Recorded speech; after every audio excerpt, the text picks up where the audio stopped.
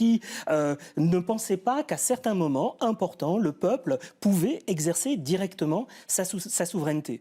La démocratie, c'est quand même la possibilité pour le peuple de décider à un moment ou à un autre. Or, telle que nous la vivons aujourd'hui, elle s'exerce presque constamment, de manière indirecte, à travers des représentants. L'article 3 de la Constitution de la Ve République dit la souveraineté appartient au peuple, qu'il exerce par ses représentants et par la voie du référendum. Il me semble qu'à certains moments, il est légitime et nécessaire que le peuple puisse finalement trancher des questions essentielles. Oui, surtout qu'on a un peu l'impression que là, on rejoue des choses qui sont passées en 2005 avec le Brexit, c'est-à-dire que quand le peuple vote mal, toute une partie quand même de l'élite a du mal avec ça. Oui, il y a très clairement pour une majorité de ceux qui appartiennent à l'élite l'idée que les représentants, comme le disait Madison à la fin du XVIIIe siècle aux États-Unis, constituent un filtre qui va permettre d'un certain point de vue, de contrôler l'esprit public, une forme de barrière, de garde-fou. En fait, on revient à cette vieille idée que la raison est l'apanage des représentants et que les représentants peuvent connaître mieux que le peuple ce qu'est l'intérêt du peuple lui-même. Or, il me semble qu'aujourd'hui, depuis plusieurs années, cette situation est de plus en plus mal vécue par des fractions de plus en plus nombreuses de la population, qui ne considèrent plus que les représentants ont le monopole de la raison. En fait, nous vivons finalement dans un système qui a été inventé à la fin du XVIIIe siècle par des gens qui haïssaient la démocratie, qui détestaient la démocratie. Sieyès, et Dominique Rousseau le confirmera, était quelqu'un qui disait « la France ne pourra pas être une démocratie dans une république ». Et la France est une république, le peuple ne peut vouloir et ne peut agir que via ses représentants. C'est cette situation-là aujourd'hui qui est contestée. On a quand même l'expression là d'un peuple de catégories populaires qui se sentent très largement abandonnés et qui ont voté contre l'establishment, contre la manière dont l'Europe est aujourd'hui gouvernée. Et il est un fait qu'aujourd'hui, l'Europe, mais aussi les gouvernements européens nationaux, gouvernent essentiellement en faveur des catégories les plus dotées, les plus riches de la population et ont très largement abandonner l'idée de représenter les catégories populaires. Donc on peut y voir, au-delà simplement de cette caricature qui consiste à dire qu'ils ont voté contre les immigrés, un message plus général, qui est un message politique extrêmement fort, qui consiste à dire la démocratie que vous gouvernez n'est pas vraiment une démocratie, vous ne gouvernez pas dans l'intérêt général, vous nous avez oubliés, nous ne savons pas d'ailleurs comment les décisions sont prises. Il y a quand même cet élément de demande de plus de clarté, de démocratie, cette envie de pouvoir décider par soi-même et non pas au travers. Je pense qu'il ne faut pas négliger le rôle qu'a joué l'idée selon laquelle il y a une bureaucratie relativement opaque qui prend des décisions sans qu'on ait prise sur elle. Et c'est vrai que ce référendum sur le Brexit intervient après les différents épisodes grecs qui ont montré que les gouvernements nationaux n'avaient plus véritablement prise sur leur propre destin et sur le destin de leur pays, et on peut à la fois accepter ce que dit Dominique Rousseau, c'est-à-dire que la thématique de l'immigration a joué un rôle certain dans la campagne, très clairement. Il y a eu des arguments extrêmement démagogiques, mais il faut aussi reconnaître la valeur politique, le sens politique, la signification politique de catégories populaires, de citoyens qui ont voulu exprimer un rejet vraiment catégorique de la manière dont elles étaient gouvernées actuellement. Il existe différentes modalités de référendum, vous le dites très bien. Je pense qu'il faut aujourd'hui encourager l'initiative populaire, et c'est une tendance assez générale, me semble-t-il, dans les pays européens, que de permettre de temps en temps à des citoyens d'inscrire une question sur l'agenda politique et de ne pas réserver la définition de cet agenda, de ne pas le laisser simplement aux élus, aux représentants. Alors pour discuter l'argument de Dominique Rousseau, je pense que cette situation dans laquelle finalement quand le peuple est jugé systématiquement immature, incapable, il ne s'agit pas non plus de considérer que le peuple a toujours raison. En démocratie, en principe, si. En démocratie, en principe, il a toujours raison. Aujourd'hui, nous sommes quand même dans un système où la souveraineté du peuple ne s'exerce jamais de manière directe. J'y reviens.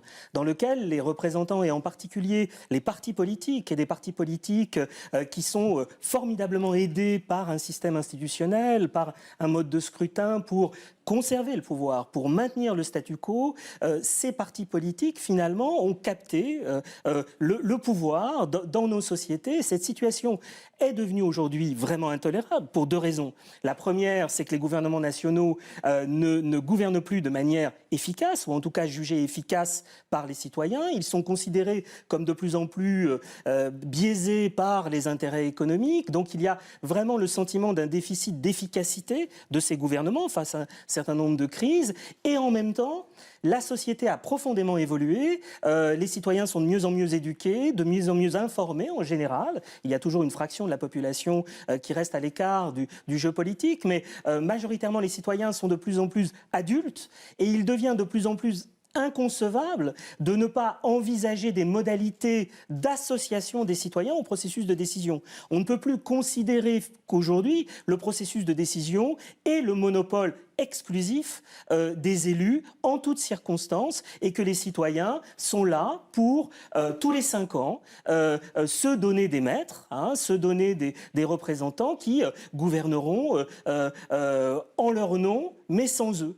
Je pense que la situation actuelle, à mon avis, les démocraties aujourd'hui sont à un tournant dans lequel une partie croissante de la population exige des représentants qu'ils ouvrent de plus en plus le processus de décision aux citoyens. Cette trahison de la volonté des citoyens, on la constate quotidiennement dans le mécanisme électoral. C'est-à-dire qu'effectivement, les représentants interprètent comme ils le veulent le mandat que leur a donné les citoyens. Et on a vu, et encore de manière très récente, des gouvernements nouvellement élus prendre des décisions très différentes. Donc voilà, c'est-à-dire que cette critique du référendum vaut aussi pour le système représentatif. J'allais même dire a fortiori. Là où je vous rejoins, c'est de dire qu'effectivement, on peut envisager beaucoup plus. Alors moi, le terme que j'utilise, c'est le terme de démocratie délibérative, c'est-à-dire de faire vivre cette discussion préalable au processus de décision. Et il me semble que ça, c'est une des évolutions contemporaines les plus intéressantes. Il y a eu, par exemple, à la fin 2015, à propos de la loi sur le numérique, un processus de consultation, une plateforme qui a permis à des dizaines de milliers de citoyens de proposer, de contribuer, d'amender. Alors certes, à la fin, le Parlement n'a pas repris, évidemment, l'intégralité de ce qui s'était dit en ligne, a même quelquefois contredit ce que les internautes et ce que les citoyens avaient dit. Donc on a évidemment des problèmes d'ajustement, mais il me semble que cette réflexion autour d'un gouvernement ouvert ou d'une construction qui serait beaucoup plus participative de la loi est une des évolutions qu'il faut considérer avec beaucoup d'intérêt. Et moi, l'exemple irlandais me semble un des exemples les plus intéressants. L'Irlande, il y a quelques années, a mis en place une assemblée d'une centaine de personnes, une assemblée citoyenne, mais dans laquelle il y avait 2 tiers de citoyens tirés au sort et 1 tiers d'élus, qui a élaboré un certain nombre de propositions de réforme constitutionnelle qui aujourd'hui, pour certaines, sont soumises au référendum. Donc on a l'articulation entre la démocratie délibérative dont vous parlez et le référendum, parce qu'à la fin, me semble-t-il, il faut que le peuple tranche.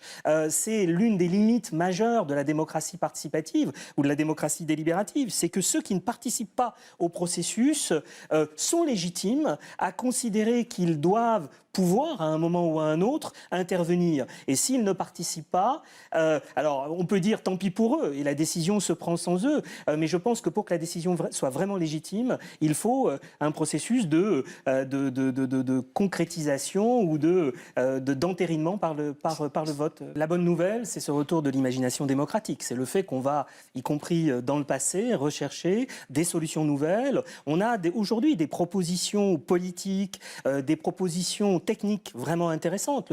Tout le mouvement des civic tech apporte des solutions techniques à des vieux problèmes. Alors évidemment, qui ne résolvent pas tout. Hein, mais aujourd'hui, les civic tech, ce sont des applications numériques qui permettent, si on le souhaite et si on veut en faire quelque chose, des formes de délibération à distance entre les citoyens, des formes de prise de décision beaucoup plus collectives qu'elles ne le sont aujourd'hui.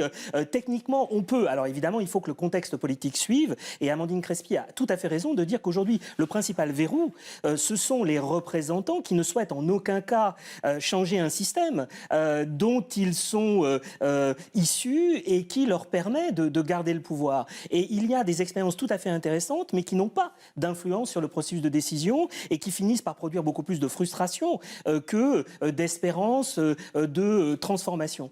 Mais d'un certain point de vue, je me demande si aujourd'hui nous n'avons pas intérêt à prendre des risques, à expérimenter. Ce qui est très frappant, c'est qu'avec toutes ces innovations démocratiques, on est beaucoup plus exigeant qu'avec les mécanismes classiques de la représentation. On attend de ces innovations démocratiques qu'elles soient parfaitement, qu'elles produisent de la représentativité, qu'elles soient parfaitement légitimes, qu'elles n'aient aucun défaut, alors même que les défauts de la démocratie représentative sont absolument criants. Or, de mon point de vue, il est absolument nécessaire dans les années qui viennent d'inventer de nouvelles formes de démocratie, sinon celles-ci, c'est le chemin qu'elles sont en train de prendre, se transforment tout doucement en oligarchie sans qu'on n'y prenne véritablement garde, c'est-à-dire dans des scènes et des processus de décision desquels les citoyens sont absolument absents et dans lesquels finalement des groupes d'intérêt, des groupes particuliers de la population, parce qu'elles ont un accès privilégié aux représentants, ont la possibilité d'influencer le pouvoir. Essayer d'expérimenter de nouvelles formes de démocratie participative, c'est essayer d'élargir les scènes de la décision, de les rendre plus transparentes pour éviter que nos démocraties ne se transforment définitivement en oligarchie ou en technocratie, hein, ce qui est à peu près aujourd'hui la même chose. Et c'est ce qui est reproché essentiellement à ce qui se joue au niveau de l'Union européenne. Il me semble qu'il faut regarder du côté d'une partie de la jeunesse qui aujourd'hui agit selon des principes qui ne sont plus les principes classiques sur lesquels sont fondées nos institutions représentatives. Par exemple, on a des acteurs, Politique Nuit debout en était un exemple, qui ne veulent plus de la représentation, qui ne veulent plus de certaines formes d'autorité, qui croient en la possibilité d'une forme d'inclusion démocratique et d'horizontalité du processus de décision. Et c'est cette culture politique-là qui vient heurter notre vieille culture politique nourrie par 200 ans de représentation, de délégation, de paternalisme, de processus de décision verticale, qui me semble aujourd'hui le frottement